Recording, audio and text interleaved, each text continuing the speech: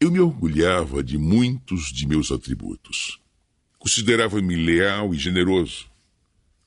Tinha consciência de que a engenhosidade de meus diagnósticos virara lenda.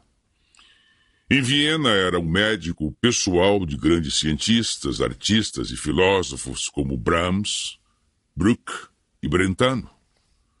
Aos 40 anos era conhecido em toda a Europa, e cidadãos distintos de todo o Ocidente viajavam grandes distâncias para se consultarem comigo. Contudo, acima de qualquer coisa, orgulhava-me da integridade. Jamais em minha vida cometera um ato desonroso.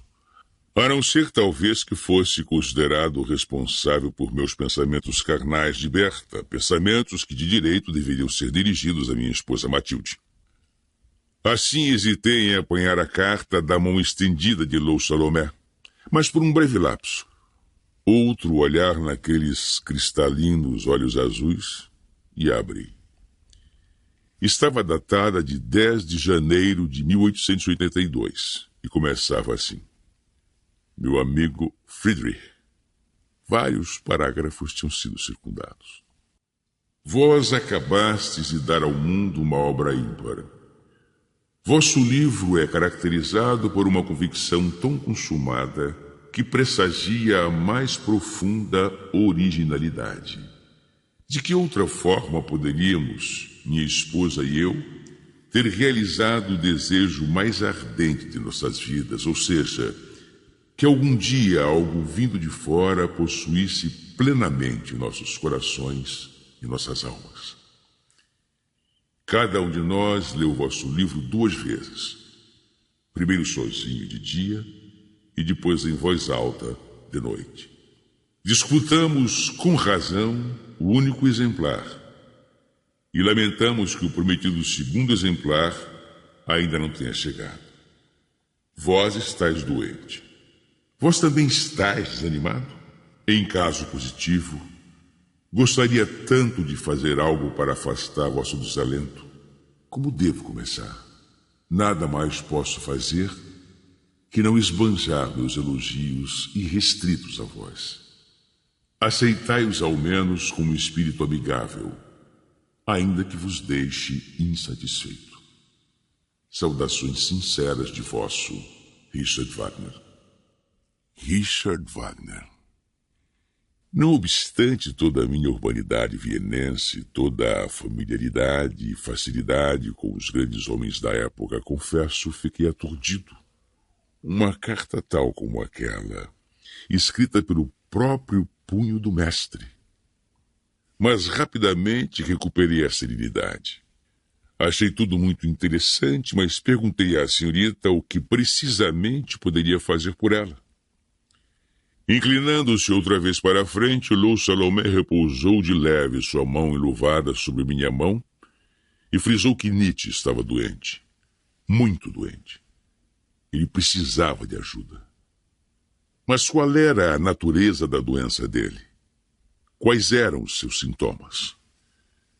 Perturbado pelo toque da mão da jovem, fiquei satisfeito por navegar em águas familiares enquanto aguardava por uma resposta.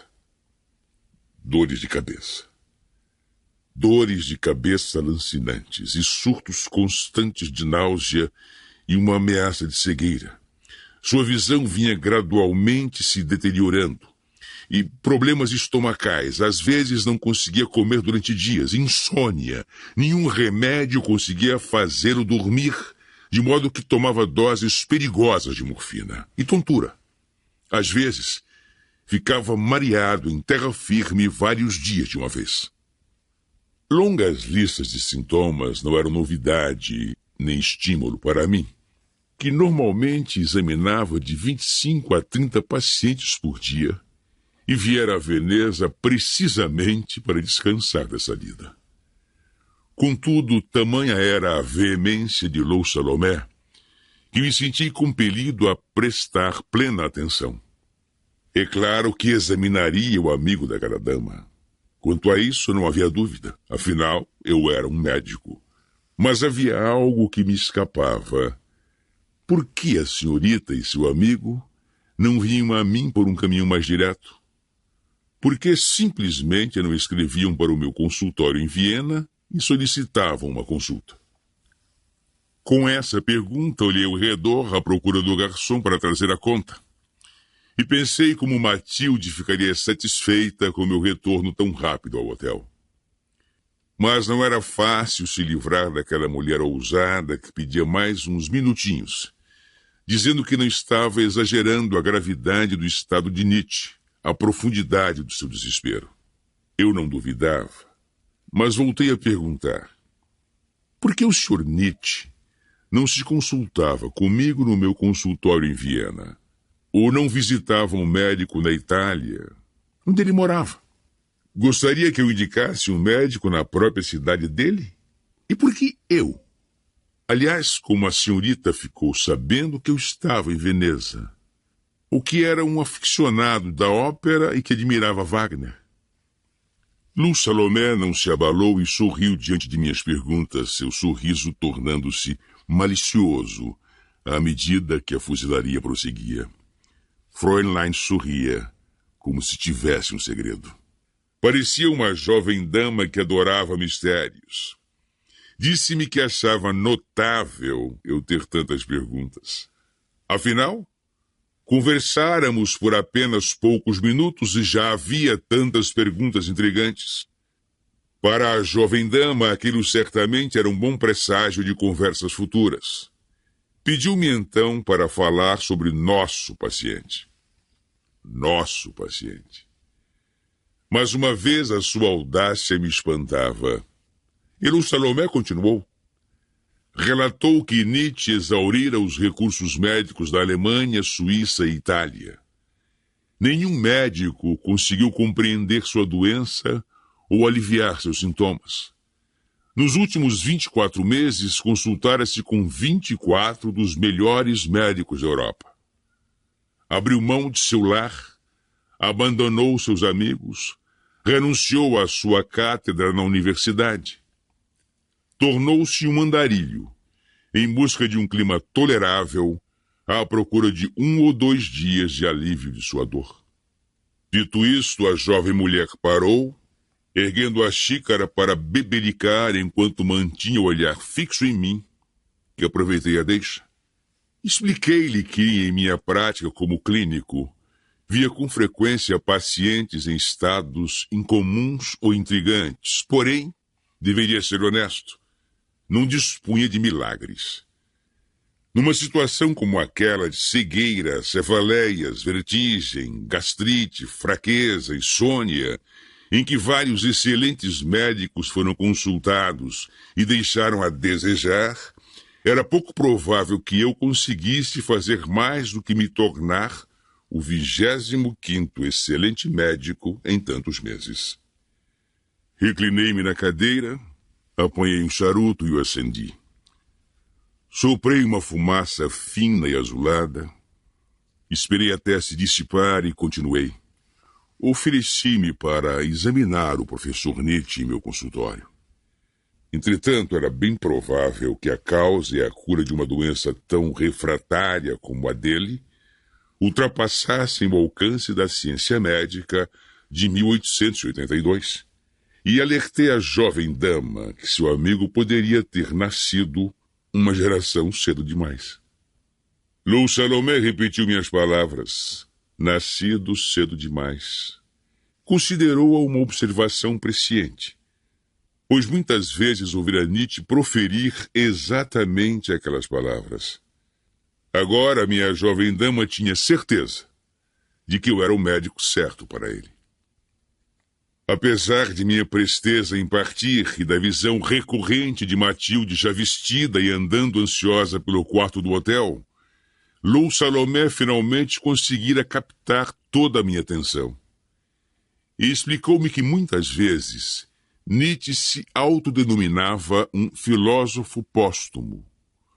Um filósofo, segundo ela, para quem o mundo ainda não estava preparado. De fato, contou-me que o novo livro que ele estava planejando começava com este tema. Um profeta, Zaratustra, repleto de sabedoria, decidia iluminar as pessoas. Mas ninguém compreendia suas palavras. As pessoas não estavam preparadas para o profeta que, percebendo ter vindo cedo demais, retornava à sua solidão. Aquelas palavras me intrigavam. Eu era um apaixonado por filosofia, porém, meu tempo era limitado e esperava uma resposta direta à pergunta: por que o seu amigo não me consultava em Viena?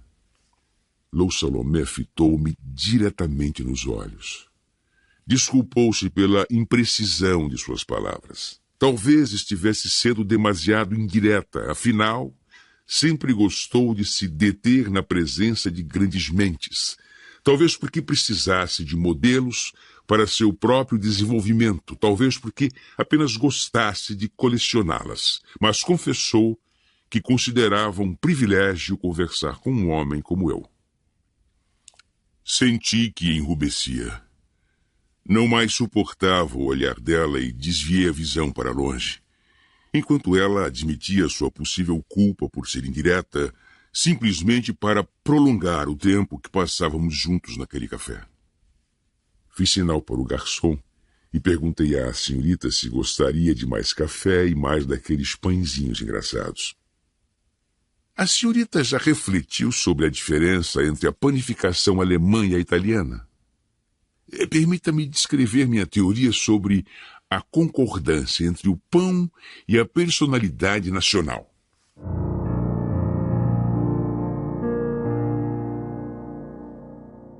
Assim não voltei às pressas para Matilde. Enquanto tomava um desjejum descansado com Lou Salomé, refleti sobre a ironia de minha situação. Que estranho ter vindo a Veneza para desfazer o dano causado por uma mulher bonita e agora estar sentado, tete-a-tete, com outra ainda mais bonita. Também observei que pela primeira vez em meses, minha mente estava livre da obsessão por Berta. Talvez exista afinal uma esperança para mim. Quem sabe possa me valer desta mulher para expulsar Berta do palco de minha mente.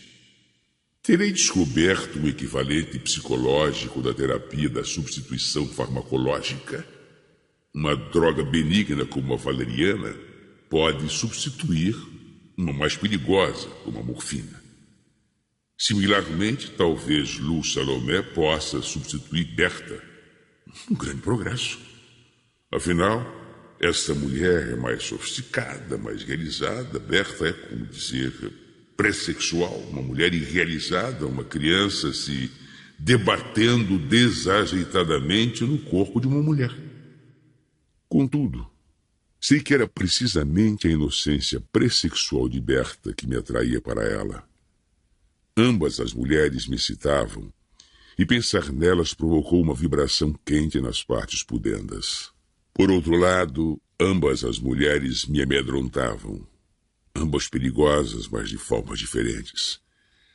Essa Lou Salomé me assustava devido a seu poder, pelo que ela poderia fazer a mim. Berta me assustava devido à sua submissão, pelo que eu poderia fazer a ela. Tremia ao pensar nos riscos que correra com Berta. O quanto me aproximara de violar a regra mais fundamental da ética médica, de arruinar a mim mesmo, minha família, minha vida inteira. Entretanto, vi-me tão profundamente envolvido na conversa e tão inteiramente encantado com minha jovem companheira de desjejum, que enfim ela, e não eu, retornou à doença do amigo, especificamente ao meu próprio comentário sobre milagres médicos. Descobri então que minha jovem companhia tinha apenas 21 anos e abandonara toda a crença em milagres. E percebi que o fracasso de 24 excelentes médicos só poderia significar que se havia atingido os limites do conhecimento médico contemporâneo. Porém, não queria que eu a interpretasse mal. Não tinha a ilusão de que eu fosse curar a doença de Nietzsche. Não fora por isso que procurara a minha ajuda. Pousei a xícara de café de volta na mesa e limpei o bigode e a barba com o guardanapo. Agora estava realmente confuso. Ela não começou dizendo que desejava a minha ajuda porque o amigo estava muito doente? Mas Luz Salomé respondeu-me que não.